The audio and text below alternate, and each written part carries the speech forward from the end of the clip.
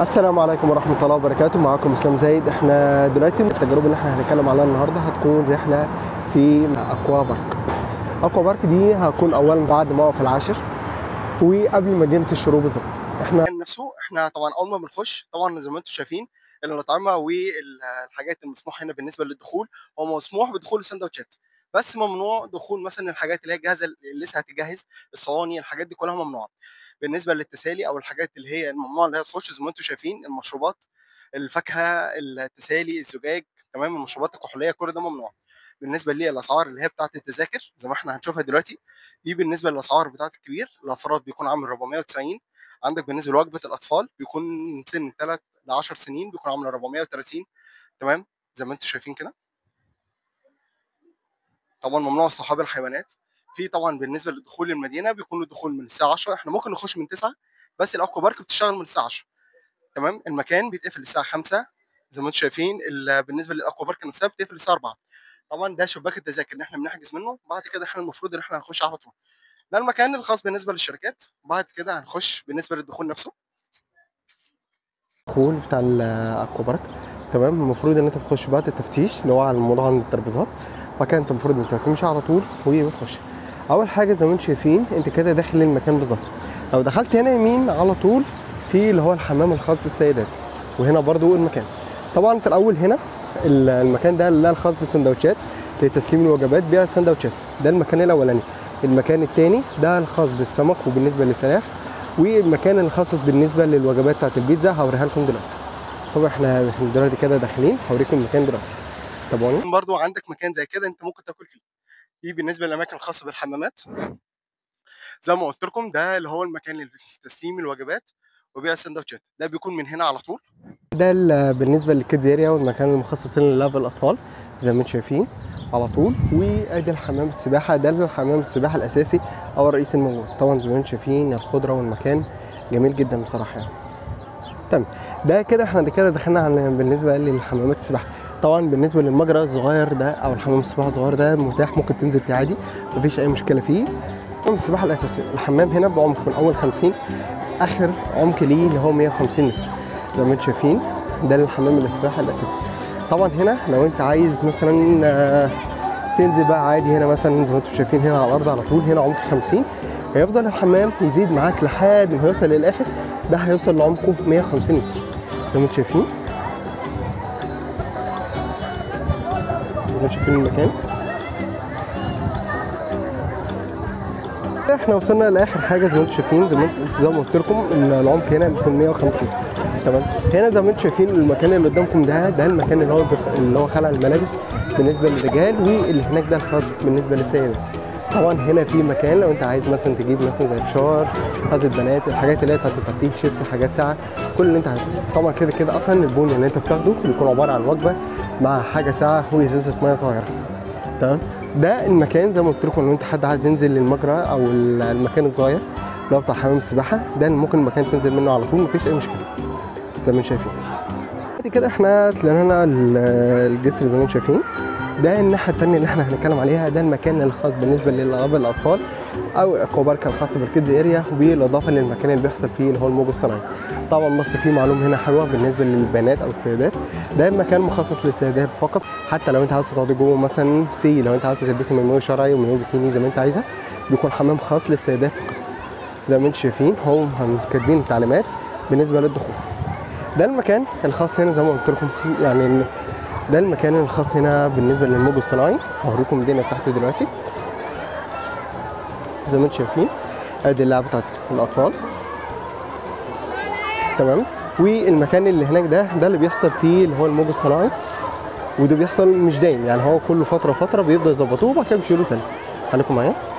ادي المكان الخاص اللي هو بتاع الموج الصناعي زي ما انتم شايفين، وزي ما قلت لكم الدنيا تحت ماشيه ازاي.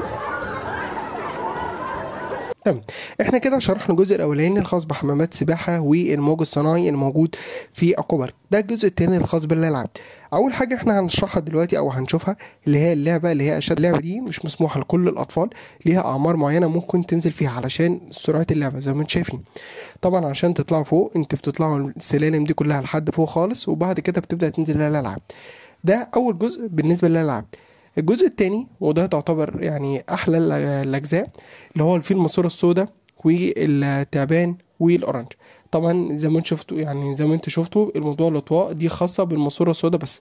طبعا انا جربت الالعاب دلوقتي وهوريها لكم، واتمنى باذن الله كده الالعاب اللي من جوه هتكون احلى كتير من بره. خليكم معايا. احنا هنركب بقى دلوقتي الماسوره السوداء.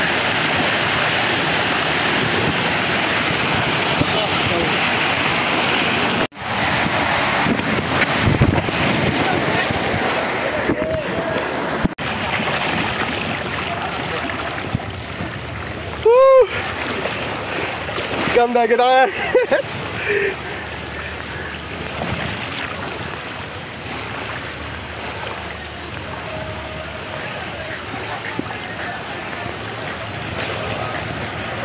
هادي مية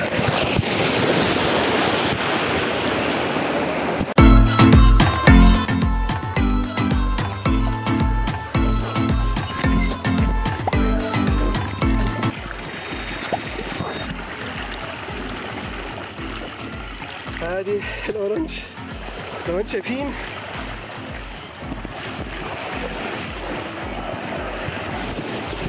كده هنشوف اخر جزء بالنسبه للالعاب، ودي اللعبه دي تعتبر لعبه جماعيه شويه، يعني لو حد مثلا لو اسره او حد مثلا مع اخوات او اصحاب بتكون جميله جدا. طيب احنا دلوقتي بقى هننزل اللعبه دي ويا مساحه.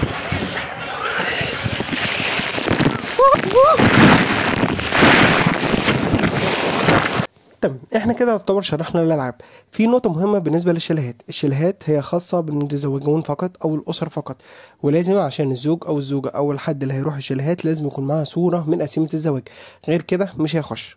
تمام، دي من التعليمات الخاصه بالنسبه للمكان بخصوص الشاليهات. تمام كده احنا هننزل بقى نكمل بقيه الشرح بالنسبه للمكان. طبعا انت اول ما بتخش في عندك هنا التشاش عشان ما لو حد عايز ياخد شاور قبل ما ينزل الميه، وده بيكون افضل. يعني هم كاتبين تعليمات بيقول لك افضل قبل ما تنزل الميه بتاخد دش، بحيث ان يكون كويس جدا، ولما بتنزل الميه يكون مناسب معاك.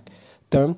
طبعا في معلومه احب اكد مع الناس فيها بالنسبه للمكان، بالنسبه للحمامات المكان هنا نظيفه جدا، والحمام في اولا في ناس هناك على طول بينضفوه. التشاش ومنظر الحمام من جوه نضيف جدا. بصوا احنا دلوقتي كده هنخش بقى الحمام بالنسبه للرجاله علشان برضه نشوف الاماكن. بصوا بالنسبه للخزن دي بالنسبه للرسوم بتاعتها 30 جنيه اللي هو علشان تاخد المفتاح عشان تحط فيه حاجاتك. برضه عشان كان في عملاء كتير كان سالونا على النقطه دي، بيكون 30 جنيه بالنسبه للمفتاح بتاع الخزنه. تمام، احنا دلوقتي كده هنخش بقى الحمامات علشان برضه نغير. زي ما انتم شايفين الاماكن نظيفه جدا. تمام، عندكم الاماكن هي بتاعت التغيير. طبعا دي الحمامات العاديه، ادي الاماكن اللي احنا بنغير فيها هدومنا. زي ما انتم شايفين برضه بيكون فيها تشاش، فاحنا هنغير هدومنا هنا بالظبط. ده المكان اللي بيتم استلام منه البيتزا، وانا هشرح لكم دلوقتي ايه نظام. بصوا احنا دلوقتي كده المفروض ان احنا هنروح هنستلم الوجبات. طبعا زي ما قلت لكم في اول الفيديو الاماكن اللي هي بتاعه البيتزا وبتاعه السندوتشات. طبعا زي ما انتم شايفين البونات دي كل بون ليه نظام بالنسبه للافراد الكبار وصغيرين. الكارت ده اللي هو بتاع ازازه الميه والبيبس، ده اللي احنا بنستلم منه الميه والحاجه الساعه في اي مكان هنا اي منفذ. تمام، بعد كده احنا المفروض ان احنا هنروح بقى نستلم الوجبات. طبعا بالنسبه للوجبات المتاحه زي ما قلت لكم بيكون عباره عن 3 انواع. في عندك السندوتشات دي اول حاجه، تاني حاجه في عندك وجبه البانيه بيكون معاها رز وبطاطس وبيكون معاها عيش، وطبعا بالاضافه للمشروب والميه. والوجبه الثالثه سندوتشات. احنا دلوقتي هنشوف بالنسبه للبيتزات الموجوده في المكان. زي ما انتم شايفين في عندك هنا بيتزا الفراخ، وفي عندك المشروم، وفي عندك التونه والسوسيس، وفي اخر واحده هتكون مارجريتا. دي بالنسبه للمكان الخاص هنا لاستلام البيتزا. يعني هم حتى كاتبين عن المكان زي ما نوريه لكم دلوقتي، ده مكان صرف البيتزا. تمام، يعني المكان ده متخصص لصرف البيتزا فقط زي ما هو واضح، وهم مسهلين على الناس بحيث تكون انت فاهم ان النظام بالظبط. تمام، احنا كده عرفنا مكان صرف البيتزا. دلوقتي احنا هنروح للمكان اللي هيكون فيه البيت الوجبات الاخرى. طبعا زي ما قلت لكم ان بالنسبه للسندوتشات ليها مكان، وبالنسبه لوجبات الفراخ ليها مكان. تمام، بحيث برضو تكون انت عارف النظام بالظبط ماشي ازاي بالنسبه للوجبات الثلاثه الموجوده. طبعا وجبه الاطفال غير وجبه الكبار، على حسب الاختيار وعلى حسب البون اللي انت قاطعه بالظبط. في معلومه احب اكدها مع الناس بالنسبه لوقت الراحه. عندك اولا بالنسبه لوجبات الغداء بيبدا صرفها من الساعه 11 لحد الساعه 3 تقريبا. تمام، بالنسبه لوقت الراحه بالنسبه للالعاب وبالنسبه للجيمز الموجوده بتبدا من الساعه 1 لحد الساعه 2. اليمين ده المكان اللي فيه سندوتشات زي ما انتم شايفين، فيه كل حاجه انت عايزها، غزل البنات بقى، الفشار، حاجات اللي هي ادوات الترفيه عامه. احنا هنا ده المكان اللي زي ما قلت لكم فيه الوجبات. طبعا اللي انت عايز تاكل هنا مفيش مشكله، لو عايز تروح اي مكان تاني برضه مفيش اي مشاكل. انت المفروض ان انت بتاخد الشباك اللي هناك، فانت بتديله البون بتاعك على حسب الوجبه اللي انت عايزها، وبعد كده بتاخدها. عايز تاكلها هنا او عايز تاكلها في الترابيزه اللي هناك مفيش اي مشاكل.